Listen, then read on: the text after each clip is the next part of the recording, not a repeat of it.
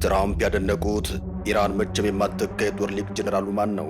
Soleimani, who I killed in my first administration, General Soleimani. Had I not killed him, that was the beginning of their downfall. የቃሲም ሱሌማኒ ሞት ኢራናውያን ውድቀት መጀመሪያ ነው። በመጀመሪያ የስልጣን ዘመኔ እሱን ባልገለው ኖሮ ዛሬ ያገኘነው ድል ለማግኘት እንቸገር ነበር የዶናልድ ትራምፕ ንግግር ነው። He was a really good general. He was a vicious, horrible man, but he was a brilliant general. ሱሌማኒ ጨካኝና አደገኛ ሰው ነበር። ነገር ግን እሱ እጅግ ጠንካራና ጎበዝ ጀነራል ነው። በአንድ ጊዜ 5 የጦር ቤዞቻችንን ለማውደም እቅድ እያወጣ ነበር። ኢራቅ ከሚገኝ ወዳጁ ጋር እያሴሩብን ሳለ ነው በአደገኛ የደቆስኳቸው እንጂ ትልቅ ችግር ይገጥመን ነበር። He was really the mastermind behind it, and they never found somebody to replace him in terms of the genius. ኢራናውያን መቼም የማይተኩትን ጂኒየስ ጀነራላችሁን አጥፍቻለሁ። ትራምፕ ዋይት ሃውስ ለጋዜጠኞች በሰጡት አዲስ ማብራሪያቸው ላይ የተለያዩ ጥያቄዎች ተነስተውላቸዋል። እርሳቸውም የቀደሙ የሀገሪቱን ፕሬዝዳንቶች እየወቀሱና የገዛ ስማቸውን በማወደስ ከፍ እያደረጉ ምላሾችን ሰጥተዋል። ኢራናውያን ሁሌም ሞት ለአሜሪካ ይላሉ። ዝም ካልናቸውና ኒኩለር በእጃቸው ከገባ አፋቸው የሚሉትን ለማደግ አያመነቱም። ይህን ምኞታቸው ነው እያከሰምኩ ያለው ሲሉ ተደምጠዋል። ትራምፕ በዚህ ብሪፊንግ ላይ ከጋዜጠኞች ከቀረቡላቸው ጥያቄዎች መካከል በምዕራባውያን መገናኛ ብዙሃን አብዝቶ የተሰራጨውን አዲሱን የኢራን መሪ ሰዶማዊ ናቸው የሚል አነጋጋሪ ጥያቄ ቀርቦላቸዋል። ይህን ሀሳብም ኒውዮርክ ታይምስ ፕሬዝዳንት ትራምፕን ጠቅሶ ከዘገበው በኋላ በአዲስ መልኩ መነጋገሪያ አጀንዳ ሆኗል። ፕሬዝዳንቱም ለቀረቡላቸው ጥያቄዎች ምላሽ ሲሰጡ የአንድ ኢራናዊ ጀነራል ስም አንስተው ረጅም ማብራሪያ ሰጥቷል። ጀነራሉ ቃሲም ሱሌማኒ ናቸው። የኢራናውያን ብሔራዊ ጀግናና የመካከለኛው ምስራቅ የጦር መሐንዲስ ነበሩ። ኢራን በዚህ ሰዓት ማክሰኞ ዕለት በእስራኤል ጥቃት ለተገደሉት የኢራን ብሔራዊ ደህንነት ጠቅላይ ምክር ቤት ዋና ጸሐፊ አሊ ላርጃኒ እንዲሁም የአብዮታዊ ዘቡ የሚሊሻ ክንፍ የሆነው ባሲጅ ታጣቂ ኃይል አዛዥ የነበሩት ጎላም ሬዛ ሱሌማኒ በአሜሪካ ጥቃት በተፈጸመ የኢራን ጦር መርከብ ላይ ለተገደሉ 84 ባህርተኞች ሽኝት እያደረገች ይገኛል። የሽኝት ስነ ስርዓቱ ላይ ከፍተኛ ቁጥር ያለው ህዝብ መገኘቱን ከቴህራን የሚወጡ መረጃዎች ያሳያሉ። የዛሬ ታሪካችን ባለ ጉዳይ የሆኑት ቃሲም ሱሌማኒ የሞት ዓመት ማስታወሻ ላይ ድንገተኛ ጥቃት ደርሶ ከ90 በላይ ኢራናውያን ህይወታቸውን አጥተው እንደነበር አይዘነጋም። ይህን አጋጣሚ የሚያስታውሱ ግለሰቦች በዛሬው ሽኝት ላይ ይህንን ያክል ህዝብ መሰብሰቡ የደህንነት ስጋት መሆኑን ይናገራሉ። ለመሆኑ ቃሲም ሱሌማኒ ማን ናቸው? اللهم إنهم محتاجون إلى رحمتك። ለጁማ የጸሎት ስነ ስርዓት ከቤታቸው ወጡ ኢራናውያን ደረታቸውን እየደለቁ ከዓይኖቻቸው ሐዘን እየጎረፈም በመሪር ሐዘን ያለቅሳሉ። የቴህራን አደባባይም ከአንጀት በሚፈልቅ የለቅሶ ድምፅ ተናወጠ። መካከለኛው ምስራቅ ከሳውዲ እስከ ሊባኖስ፣ ከጆርዳን እስከ ኢራቅ፣ ከቱርክ እስከ ፍልስጤም የድንጋጤ መብረቅ ወረደባቸው። ለኢራን ጠላትነታቸውን ያወጁ ሀገራት ሳይቀር በሰሙት ነገር ክው ብለው ደነገጡ። በዚህ አስደንጋጭ ድርጊት የተደሰተው ብቸኛው ሰው ድርጊቱ እንዲፈጸም ትዕዛዝ የሰጠው ግለሰብ ብቻ ነበር። Qasem Soleimani has been killed and his bloody rampage is now forever gone. ከዚህ ቀን በፊት እንዲሆነ የፔንታጎን አለቆች የአሜሪካ ስጋት ናቸው ያሏቸውን የሚወገዱ ሰዎች ስም ዝርዝር ለፕሬዝዳንት ትራምፕ አቀረቡላቸው። ሁሌም የከፋው ምርጫ በመውሰድ የሚታወቁት ትራምፕ ከሜኑ ላይ የአንደኛውን ስም ዝርዝር መረጡ። ሜኑን ያቀረቡት የፔንታጎን ሰዎችም በፕሬዝዳንቱ ምርጫ ተደናገጡ። Military leaders were stunned when President Trump decided to kill Soleimani, top brass viewing his death as the most extreme option they presented to the president. ዓለምን ያስደነገጠው ድርጊት ተከናወነው እንዲህ ነበር። ይህ በምስሉ ላይ የምትመለከቱት አውሮፕላን የኢራን ሁለተኛ ኃያልና የመካከለኛው ምስራቅ አንደኛ ተወዳጅና ተፈሪ ሰውን ጭኖ ኢራቅ ባግዳድ አየር ማረፊያ ላይ እየደረሰ ነው። አውሮፕላኑ ሲከንፍ ከደረሰበት አየር ወርዶም ምድር ላይ እስኪያርፍ ድረስ ሁሉም ነገር ሰላም ነበር። በጥቂት ሰከንዶች ውስጥ ግን ይህን ግዙፍ አውሮፕላን እንዲህ በሳት ወደሚቀጣጠል ቅንጣቶች ተቀየረ። በአውሮፕላኑ 8 ሰዎችና የኢራኑ ተወዳጅ ሰው የጦር ጀግና በትራምፕ አገላለጽ ጨካኙና ጎበዙ የፖለቲካ ሊቅ ቃሲም ሱሌማኒ ነበሩበት። ቃሲም ሱሌማኒ የኢራን የጦር አርክቴክት። ሰዎች በተፈጥሮም ይሁን በልማድ የሚያገኙት የተለያዩ ተሰጥኦ አላቸው። አንዳንዶች በሙዚቃ ተሰጧቸው፣ ሌሎች ደግሞ በንግድ ይካናሉ። ቃሲም ሱሌማኒ የተካኑት በጦር ጥበብ ነበር። ቃሲም ሱሌማኒ የኢራን ወታደራዊ ሊቅ ነበር። የአገሪቱ ከፍተኛ የደህንነት ባለሙያና ሰላይ እንደሆነ ይነገራል።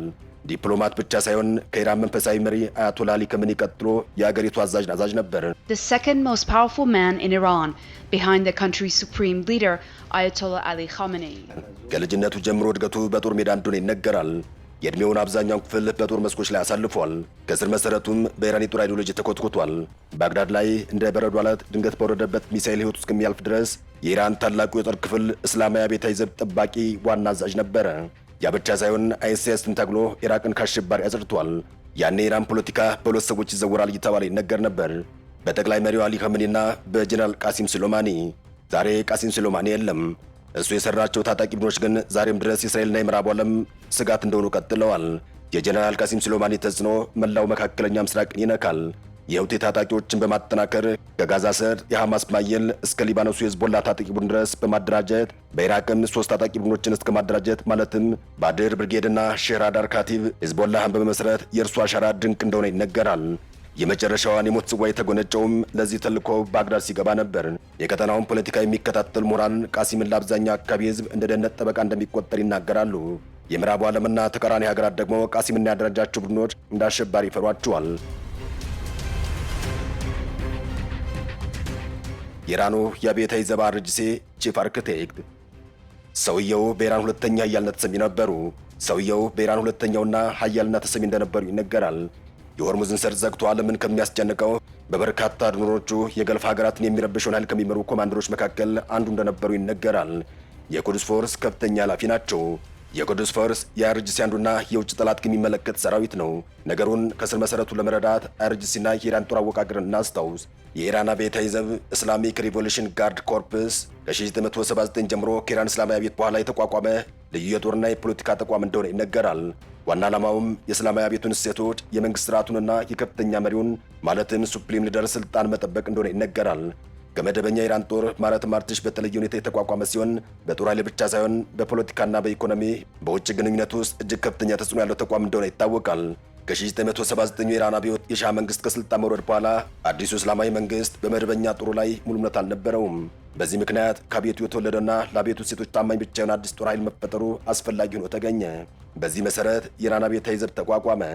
ከ1980 እስከ 1988 የኢራን ኢራቅ ጦርነት ወቅትም አብዮታዊ ዘቡ ትልቅ የሆነ ሚና ተጫውቷል።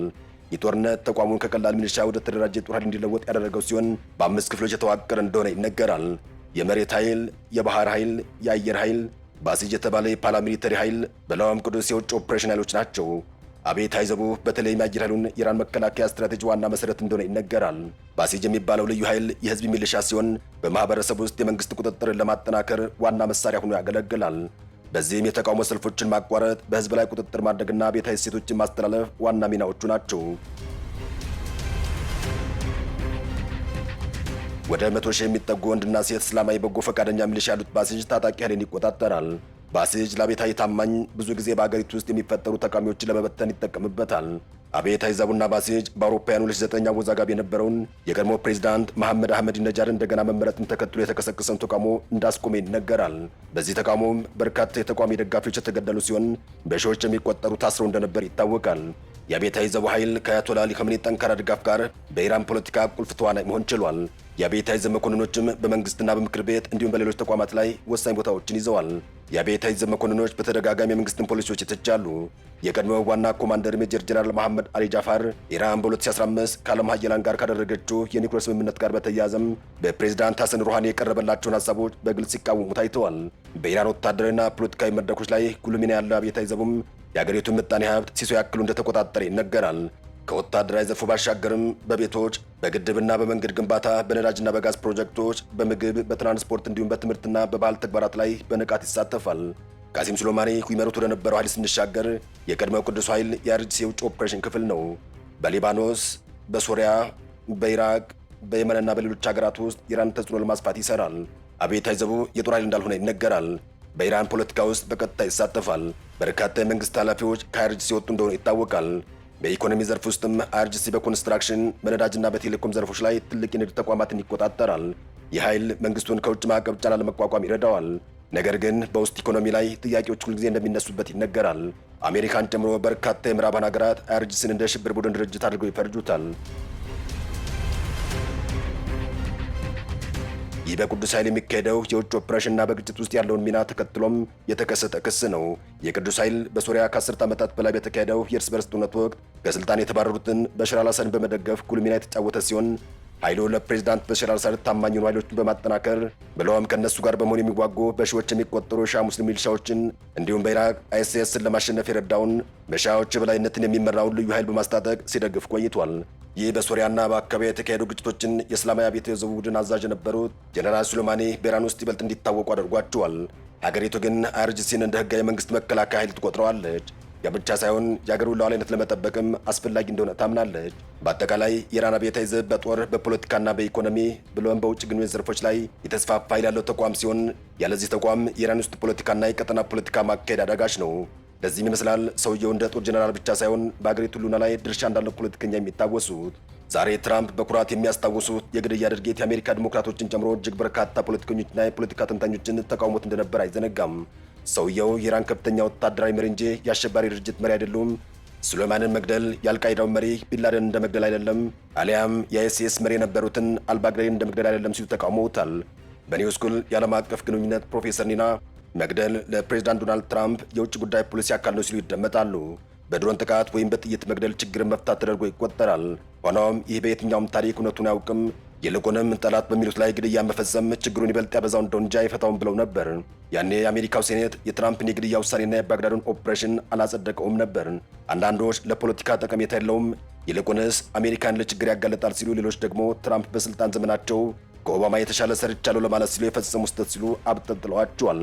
ዶናልድ ትራምፕ ይህ መሰናዶ እንዲሰራ ምክንያት በሆነው መግለጫቸው ላይ ቃል በቃል የኦባማን ስም ጠቅሰው የተሻለ ስራ እንደሰሩ ሲናገሩ ተደምጠዋል።